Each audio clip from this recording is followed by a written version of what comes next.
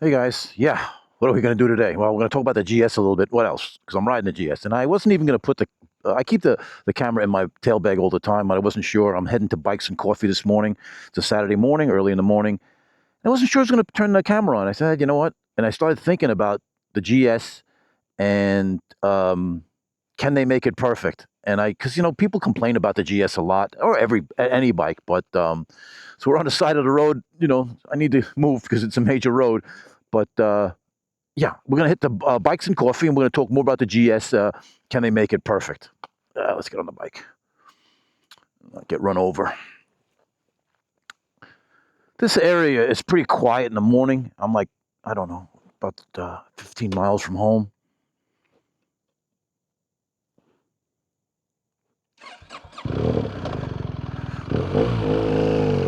And yeah, but it's quiet. It's quiet in the morning. It's about 7:30 right now. Let me kind of lower the screen a little bit so you guys can see, and put my shield down. Yeah. So as I was riding, I'm thinking, I'm trying to get all the vents closed too. Got to put up just a little bit. I love this shield. I mean, I love this windscreen. I never thought that it would be an adjustable windscreen would be that big of a deal, but I use it all the time, especially in the heat when it's warm. It's like 80 degrees already. It's going to be a warm day.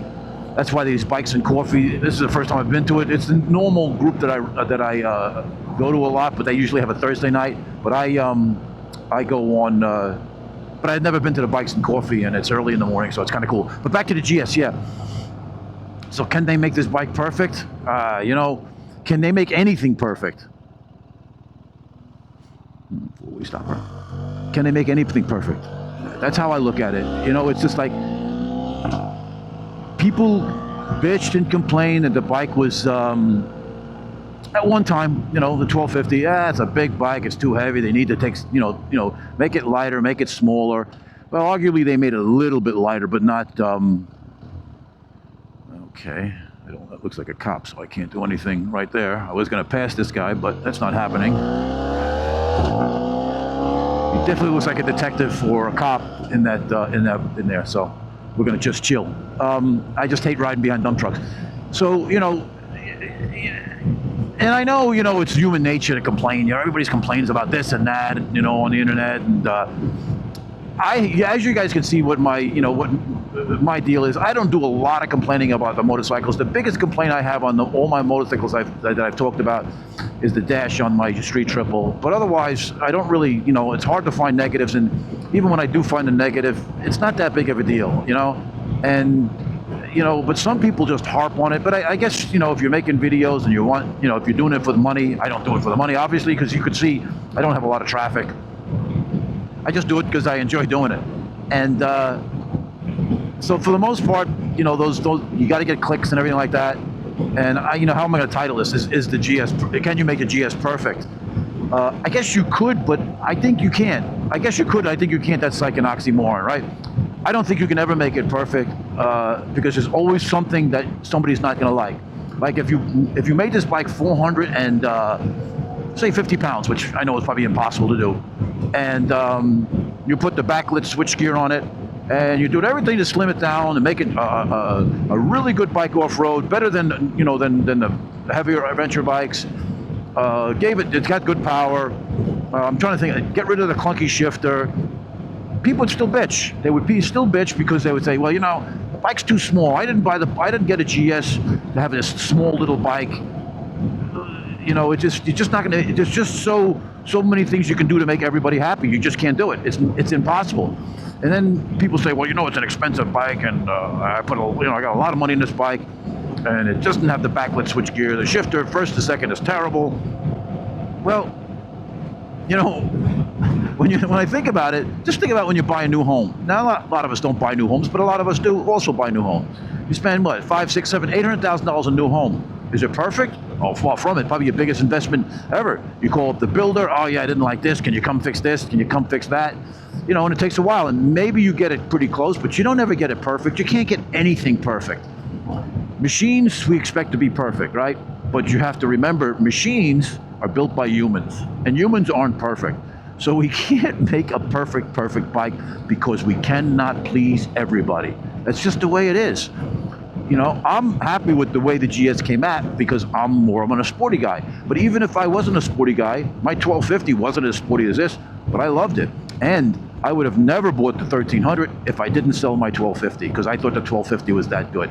Yes, the 1250 was down in power a little compared to this. When you know me, I like power. But 1250 was a phenomenal bike otherwise. And, you know, I would have kept it. That's how I thought it. And yeah, it wasn't perfect because I wanted more power.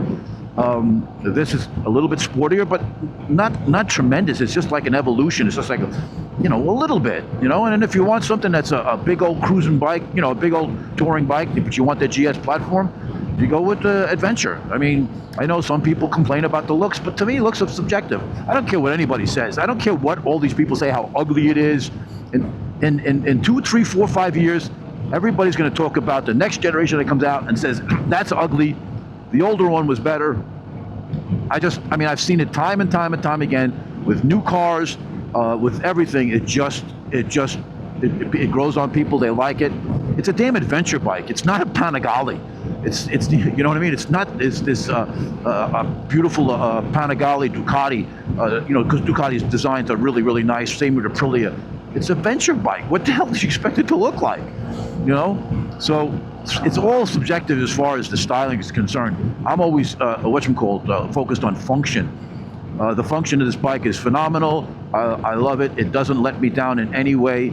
Yeah, I know the shifter's a little clunky, but that's not a big deal. And I was out the other night, and it was, you know, I was coming home from another bike night, and it was pitch black out, and I couldn't see the switchgear, but it seemed okay to me. Yeah, this definitely looks like a copper.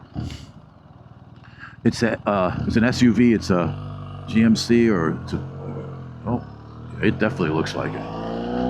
Yeah. Yeah, there's the guy out in his Harley. So I look at it this way: just ride the damn bike. Just ride the damn bike. The internet tells you what the bike's about, and you know, don't buy the damn thing. It's nothing is perfect, and I know I'm repeating myself again, but it's just I don't think it's worth it to get so upset about it. Yeah, I know it's expensive, but a lot of stuff is expensive, you know, and it's easy to just knock the GS and, you know, it's a Starbucks adventure bike. Most people never go off road. Well, most people never go off road in an SUV, but they buy them, right? Because of practicality. I bought the bike because I like the platform. Yeah, I guess I could have got the RT or the RS, but, you know, because I do like the Boxer platform. But I like the GS. I just like the way you sit in it. I just like everything. Oh, that was a nice turn. I just like the bike overall. I just think it's a really, and when I tell people how fast this bike is, they're just like, people that are not into bikes as much, they're blown away. I said, yeah, this bike's a beast. And then after I tune it, it's going to be even more of a beast. You know, it has a lot of potential to make it the way you want it to make it, the bike. You know, a lot of guys will go that sandy dirt.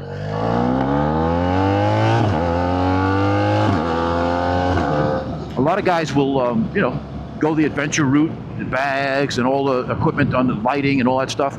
And that doesn't do it for me. Like I said, it's more of a sporty bike for me. But just getting back to it, can you make it perfect? Nah, it's not going to happen.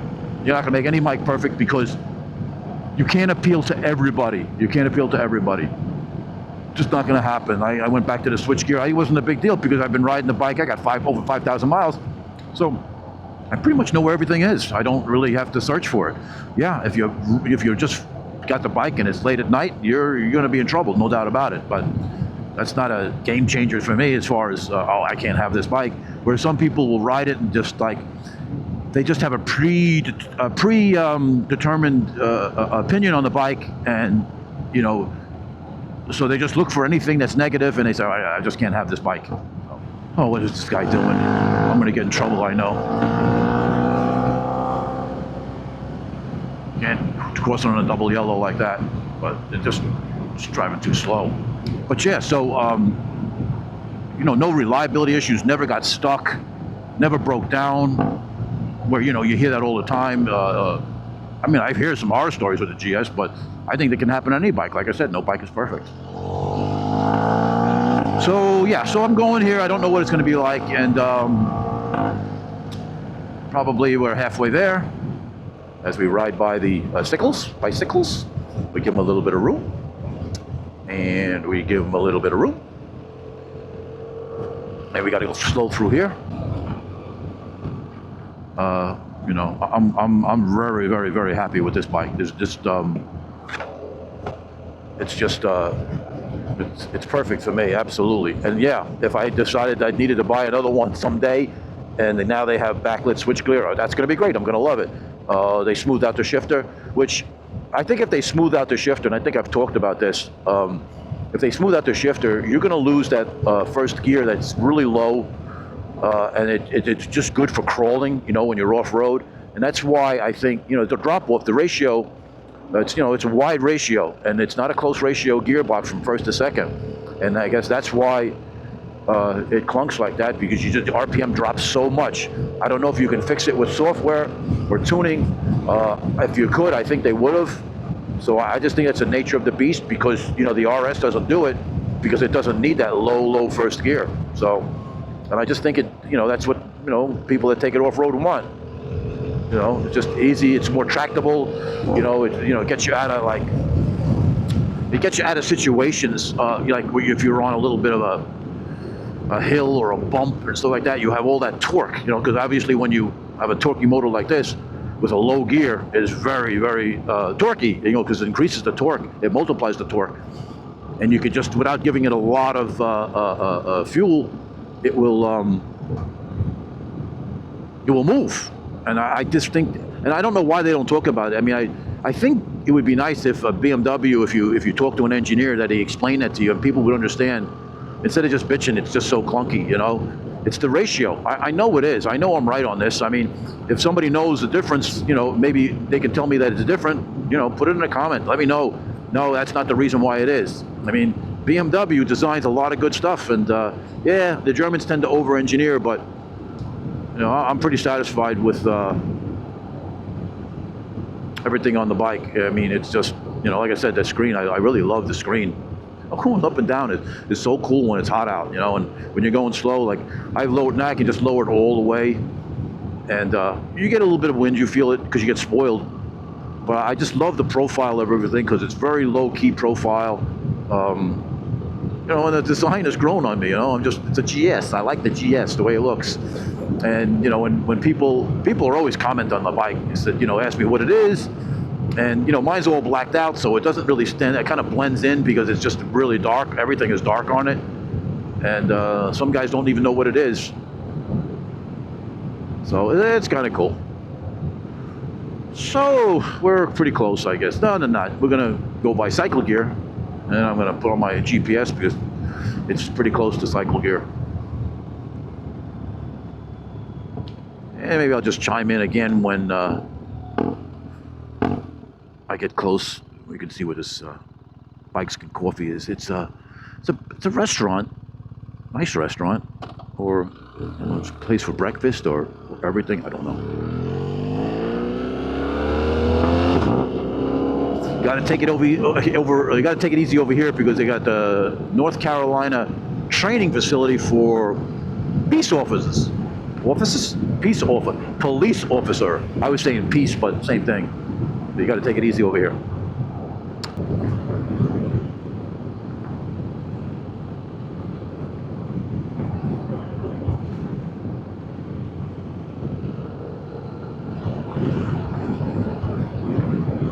Yeah, we're about,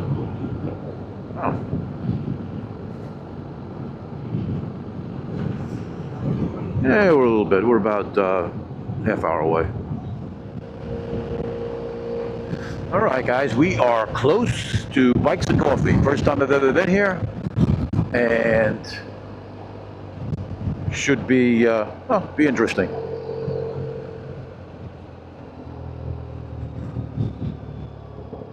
Should be interesting. See how long this light takes. I don't know what side it's on, left or right. What we got here? Something in front of us. We're neutral. Let's see. So it's, where is it? Yep. So I gotta make a left when I come off here. Anyway, guys. So yeah, so that was my rant about nothing's perfect. Just ride the damn bike. If you got an opinion about the bike and you just don't like the bike, that's fine. But it's hard to fault any new bike, to tell you the truth. I mean, they're just so good. It's so much better than they used to be. I have a 77 KZ, and it's a cool bike, but it doesn't compare to the new bikes. It just doesn't compare to them. The new bikes are just so much more sophisticated. Even like my FZ1 that has no technology in it, you know, nothing except fuel injection, it just whirls better. It's just a real nice bike. Oh, did I screw up here? Let's see, recenter. I think it's in here. I think I screwed up.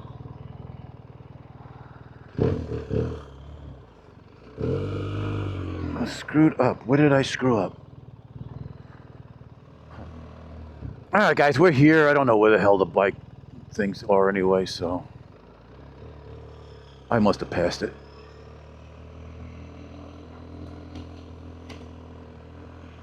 Oh, this is it right here. All right, guys, we are here to some breakfast.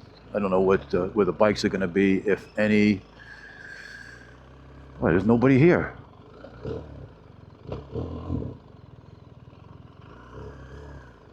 Nobody here. Okay, guys, so we are here, and this guy's ready to ride. I just can't wear those helmet things. Just can't do it. Anyway, that's it for now, guys.